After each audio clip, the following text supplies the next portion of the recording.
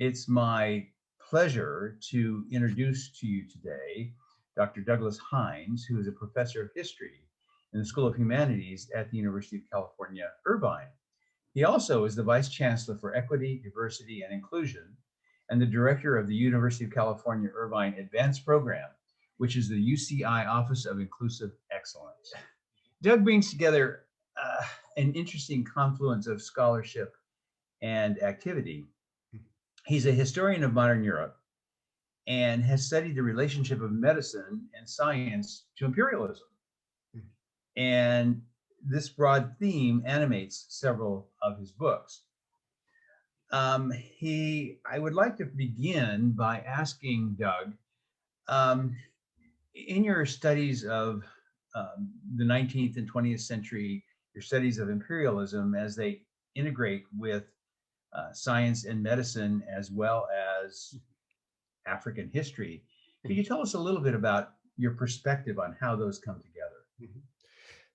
Thank you, Tom. That relationship was sort of born out of, taking a lot of history courses as an undergraduate. And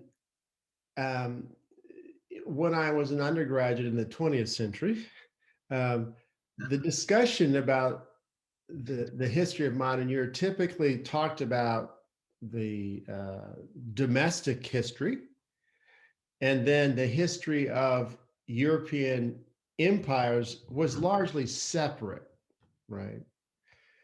And so when I was in graduate school, I tried to bring these two together, right? In other words, to discuss the ways in which imperialism was very much domesticated. And in being domesticated, it helped to shape what we think of as the nation, national institutions, and domestic society. And so to put it another way, my first book, I focused on Patrick Manson, who's known as the father of British tropical medicine. And what struck me was this fact, he was born in Northeast Scotland. And as far as I understand, Scotland is not part of the tropics. And so I asked myself, how is this even possible that someone born in this part of the world could become the father of a field that really concerns a different part of the world? And the nexus was British imperialism and the ways in which that implicated institutions that we see as very national and domestic, but actually had deep ties. And just to give you an illustration, in my first book, I followed his career from a medical student at Aberdeen University to his tenure in China, and then back as a medical advisor to the Colonial Office. And what's striking is that a significant share of medical graduates in the United Kingdom worked either in the colonies or on behalf of the imperial services. In other words, Britain produced far too many doctors to be absorbed domestically. There simply wasn't enough fee-paying patients. And so just that observation helped to explain why it was this person from Northeast Scotland ended up in China, right? So I would assume then that as the British Empire was populating its empire with doctors, they were white and male. Absolutely. In fact, the whole structure of medical education was designed to produce the social identity of the profession as white and male. I mean, women were largely excluded for most of the 19th century, with some exceptions. And they faced significant barriers. So you're absolutely right. The overwhelming majority of doctors produced in Britain were white male. And how then, as then medicine was used throughout the empire, how did that that image of white and male physicians, medical personnel, scientists. How did that influence the practice of medicine? Well, Especially, it's interesting because it's not until after World War II, well after the 19th century, that the medical profession had the therapeutic capacity to cure illnesses and disease, right? Except at a very rudimentary level. right. Um, and so, in some sense, the notion of the professional authority of the British doctor, whether at home or in the empire, was really based on this idea of excluding people as much as possible from participating in medicine, right? Mm, And so, by excluding women, it really was designed to sort of protect the status of of healers, uh, mm, to the extent that women were not seen as full members of society. So if you had them in the profession, it would undermine the credibility. I think that what you do find over the course of the 19th century and early 20th century is um, interesting examples of individuals who are curious about phenomena asking the question why. mm, And that's how Patrick Manson in China, no less, really developed this idea of the role of the mosquito serving as what he called the nurse of a filaria worm, mm. right? So elephantiasis is a disease that is really transmitted by the bite of the mosquito. And at the same time, that worm grows in the mosquito and then is subsequently injected into a human, and it produces these very aberrant type of growths throughout the body. But so he was just curious about this because he made a lot of his money in China doing surgery to repair people's grossly distended scrotal sacs, Mm. right? Or other areas that were distended where by the effects of blockages throughout the body. And then that led him to ask, well, what causes this, right?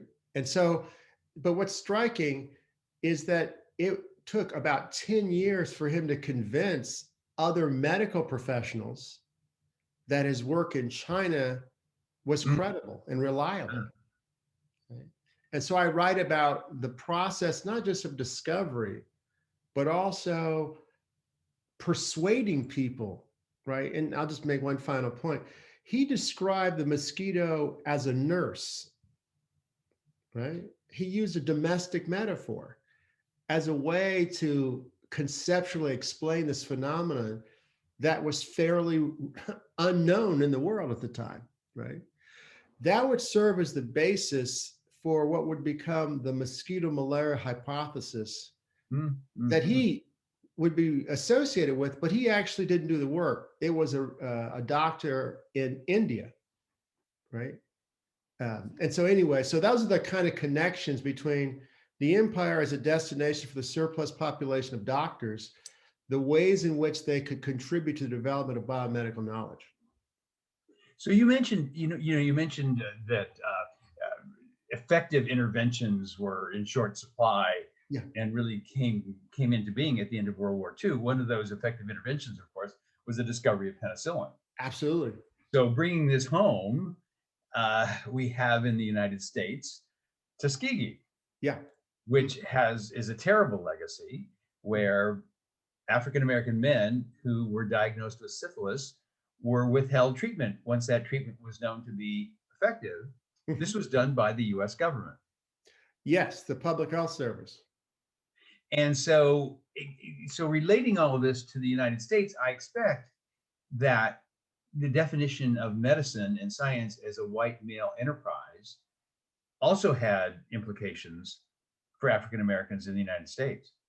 Oh, absolutely. And in some sense, the key thing that I try to show in my books is how medicine is socially constructed, right? Particularly in this case, in the United States, but in the other case, in the United Kingdom and its empire. And so it operates within the structures of society. And so, for example, I wrote about the founding of the American Medical Association in 1847. That was really a product of trying to create this sort of community of the competent at a time when there were no national norms. Yeah. And when doctors really had a limited therapeutic capacity. And so one way to create this community of the competent was through excluding people, women and Black people. At the same time, and this is the connection to the Tuskegee experiment, is that it was fairly common for doctors to use the bodies of enslaved Black people as objects of investigation. And here's an example of the relationship of doctors to slavery. My great-great-grandfather, Alvin C. Coffey, was owned by a doctor, right? Right. And so you could be a doctor and own a slave. Yeah. Right. It also brings to mind, Doug, the book by Deidre Cooper Owens, Medical Bondage, Race, Gender, and the Origins of American Gynecology. Yes. How, because you talk about Black people and women, and then the intersectionality of that Black women and how they were consistently being used. Oh, absolutely. There's a case, this also is a through line to Tuskegee, involving J. Marion Sims, who's regarded as the father of gynecological surgery in the United States. He is from South Carolina, and he really developed techniques to suture fistulas in the vaginal canal. This is around the 1840s, and he was able to pioneer this technique using silver sutures by experimenting on Black women who were enslaved. And what's particularly striking is not just the brutal nature of those experimentations, but he had access to anesthesia, admittedly at a fairly rudimentary stage, but none of the experiments that were conducted, I believe, on the 3 women, or rather the 4 women, involved the use of anesthesia. Now, I was afraid you were going to say that. That is just terrible to think about. Well, but what's striking is that he celebrated for this innovation, not for the origins of the practice, but when he relocated to New York after the Civil War, he used this technology to not only enrich himself, but to heal the suffering of white women, right? Yeah. And so for a while there, up until I think 2 years ago in Central Park, there was a statue devoted to J. Marion Sims as this figure of modern medical progress. And so as we move from Dr. Bassett, who owned my great-great-grandfather, right? As we move to the example of J. Marion Sims and his experimentation on Black female bodies, we move to the early 20th century when the US Public Health Service, well aware of the penicillin as its curative powers, chose to do a number of things. They identified a community. They did a survey analysis of the incidence of this sexually transmitted disease. They then, which was supported in part by a foundation, then they decided to conduct a real life experiment to watch people as the syphilis affected them over the course of their life. Yeah. And and at the time, when we look back in the 21st century, this whole Tuskegee involved this, it looks like an elaborate fraud, right? But actually, it was in some sense typical of the devaluation of Black people and the ways in which to be a professional, that coexisted with the devaluation of Black bodies. And so there is, for example, a nurse, a Black nurse who was invited to participate in the experiment, in part because she was able to maintain the credibility of this program in recruiting Black men. Because you can imagine that for many Black people, a white doctor wasn't necessarily a figure of comfort or safety. At a minimum, because you had to pay for it, right?